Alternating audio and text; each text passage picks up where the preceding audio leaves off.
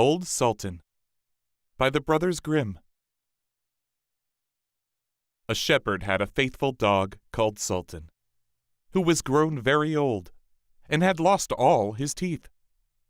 And one day, when the shepherd and his wife were standing together before the house, the shepherd said, "I will shoot old Sultan tomorrow morning, for he is of no use now."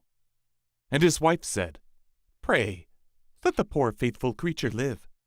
He has served us well a great many years, and we ought to give him a livelihood for the rest of his days." "But what can we do with him?" said the shepherd. "He has not a tooth in his head, and the thieves don't care for him at all. To be sure, he has served us, but then he did it to earn his livelihood. Tomorrow shall be his last day, depend upon it." Poor Sultan, who was lying close by them, heard all that the shepherd and his wife said to one another, and was very much frightened to think tomorrow would be his last day. So, in the evening, he went to his good friend the wolf, who lived in the wood, and told him all his sorrows, and how his master meant to kill him in the morning.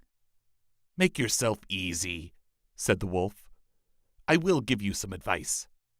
Your master, you know, goes out every morning very early with his wife into the field, and they take their little child with them, and lay it down behind the hedge in the shade while they are at work.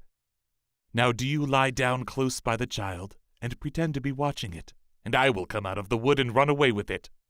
You must run after me as fast as you can, and I will let it drop. Then you may carry it back, and they will think you have saved their child, and will be so thankful to you that they will take care of you as long as you live." The dog liked this plan very well, and accordingly so it was managed. The wolf ran with the child a little way. The shepherd and his wife screamed out, but Sultan soon overtook him, and carried the poor little thing back to his master and mistress. Then the shepherd patted him on the head, and said, "Old Sultan has saved our child from the wolf, and therefore he shall live and be taken care of, and have plenty to eat. Wife, go home, and give him a good dinner, and let him have my old cushion to sleep on as long as he lives." So from this time forward, Sultan had all that he could wish for. Soon afterwards the wolf came and wished him joy, and said, "Now, my good fellow, you must tell no tales, but turn your head the other way when I want to taste one of the old shepherd's fine fat sheep." "No," said the Sultan, "I will be true to my master." However, the wolf thought he was in joke, and came one night to get a dainty morsel.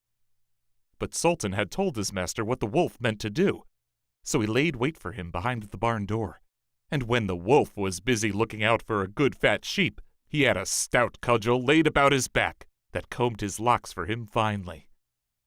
Then the wolf was very angry, and called Sultan an old rogue, and swore he would have his revenge. So the next morning, the wolf sent the boar to challenge Sultan to come into the wood to fight the matter. Now Sultan had nobody he could ask to be his second but the shepherd's old three-legged cat, so he took her with him.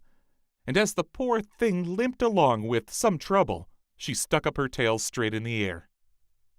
The wolf and the wild boar were first on the ground, and when they espied their enemies coming, and saw the cat's long tail standing straight in the air, they thought she was carrying a sword for Sultan to fight with, and every time she limped, they thought she was picking up a stone to throw at them.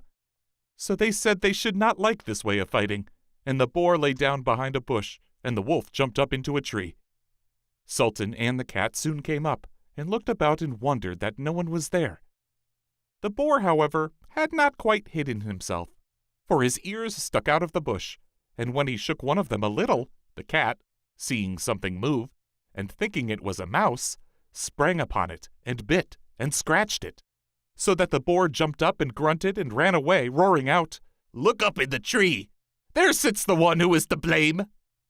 So they looked up, and espied the wolf sitting amongst the branches, and they called him a cowardly rascal, and would not suffer him to come down till he was heartily ashamed of himself, and had promised to be good friends again with old Sultan.